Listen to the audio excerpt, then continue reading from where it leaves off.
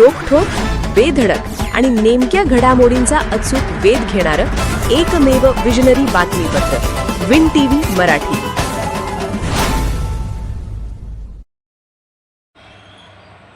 काढणीच्या उंबरठ्यावर केळी बागा जमीनदोस्त. राधानगरीत 60 शेतकऱ्यांवर दुहेरी संकट.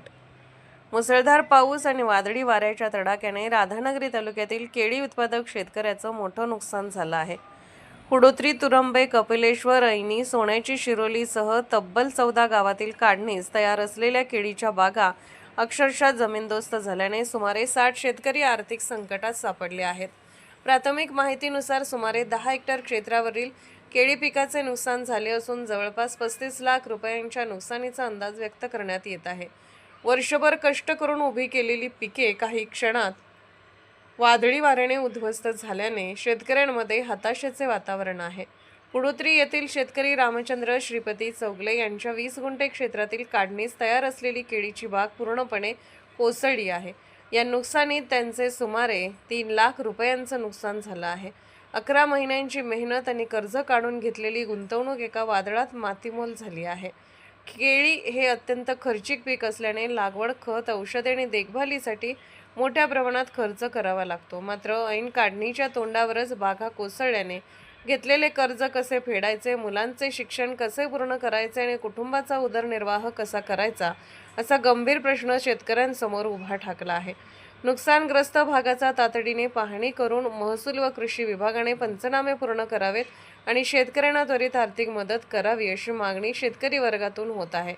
वेळेत मदत मिळाल्यासच शेतकरी पुन्हा उभारी घेऊ शकतील, अन्यथा त्यांच्यावरचे आर्थिक संकट आणखी गडद होण्याची भीती व्यक्त केली जात आहे. विन टीव्ही मराठीसाठी राधानगरीहून रामचंद्र चौगले.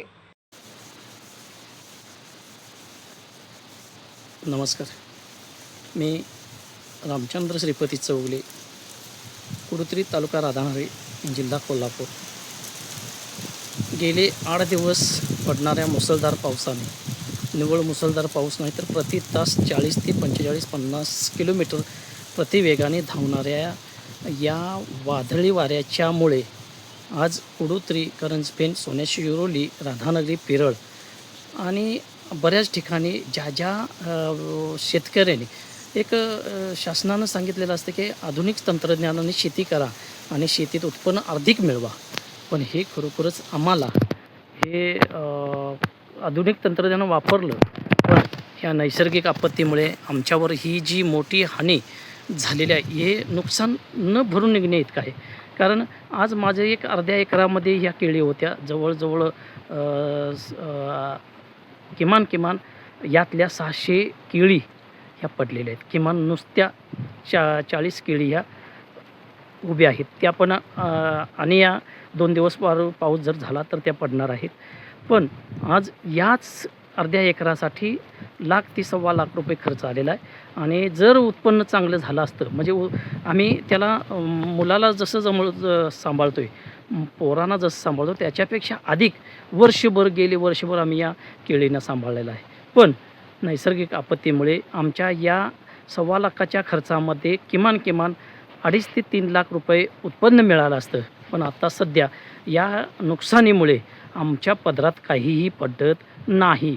निव्वळ खर्च तरी मिळाला असता तरी चाललं असतं. हा जुगार आम्ही खेळला, पण या जुगारात आम्ही हारलो. नैसर्गिक आपत्तीमुळे हारलो. या पावसामुळं खरोखरच आमचं वाटोळं झालेलं आहे. हे हाल म्हणजे ह्या पडलेल्या केळीमुळं आम्हाला खरोखरच अक्षरशः रडू आलेला आहे. डोळ्यातनं अश्रू टिपत आहेत. काय करावं ह्या आपत्तीपुढं?